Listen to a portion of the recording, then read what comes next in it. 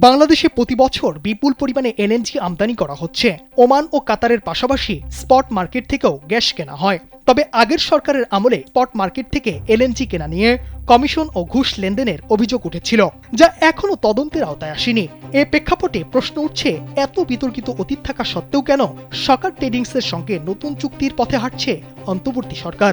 স্বচ্ছতা, নিরাপত্তা ও অর্থনৈতিক বাস্তবতা সবকিছু মিলিয়ে সিদ্ধান্তটি এখন খাত সংশ্লিষ্টদের দৃষ্টিতে বড় ধরনের ঝুঁকির ইঙ্গিত দিচ্ছে।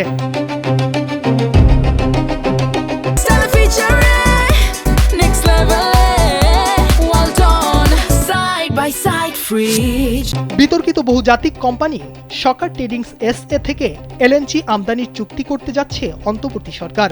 যদিও বিগত আওয়ামী লীগ সরকারের আমলে দরপত্র ছাড়া এমন চুক্তির সমালোচনা করা হয়েছিল, এবারও ঠিক একই রকম ভাবে দরপত্র ছাড়াই এই কোম্পানিকে বেছে নেওয়া হয়েছে। এতে করে খাত সংশ্লিষ্ট বিশেষজ্ঞদের মধ্যে উদ্বেগ তৈরি হয়েছে এবং জ্বালানি বিভাগের পক্ষ থেকেও সম্ভাব্য ঝুঁকি, নিরাপত্তা ও অর্থনৈতিক প্রভাব খতিয়ে দেখবে পেট্রোবাংলা নির্দেশ দেওয়া হয়েছে। জ্বালানি বিভাগের সূত্রে জানা গেছে, সম্প্রতি উন্নয়ন ২ শাখা থেকে উপসচিব আহমদ জিয়াউর রহমানের স্বাক্ষরিত একটি চিঠি ১৯ জানুয়ারি পেট্রোবাংলা চেয়ারম্যানের কাছে পাঠানো হয়। সেখানে বলা হয়, সুইজারল্যান্ডের জেনেভা ভিত্তিক সরকার ট্রেডিংস থেকে স্বল্পমেয়াদী এলএনজি আমদানি সংক্রান্ত প্রস্তাব নিয়ে উদ্বেগ রয়েছে। বিশেষত কোম্পানিটির অতীত কর্মকাণ্ড, আন্তর্জাতিক মহলে উত্থাপিত অভিযোগ এবং বাংলাদেশে বাপেক্সের সঙ্গে চলমান বিরোধের পরিপ্রেক্ষিতে বিষয়টি খতিয়ে দেখা প্রয়োজন ছিল। তথ্য অনুযায়ী সরকার ট্রেডিংস মূলত আজারবাইজানের রাষ্ট্রায়ত্ত তেল ও গ্যাস কোম্পানি সরকারের একটি বাণিজ্যিক শাখা। যদিও প্রতিষ্ঠানটির প্রধান কার্যালয় সুইজারল্যান্ডের জেনেভায়, প্রকৃতপক্ষে এটি আজারবাইজানের মালিকানাধীন।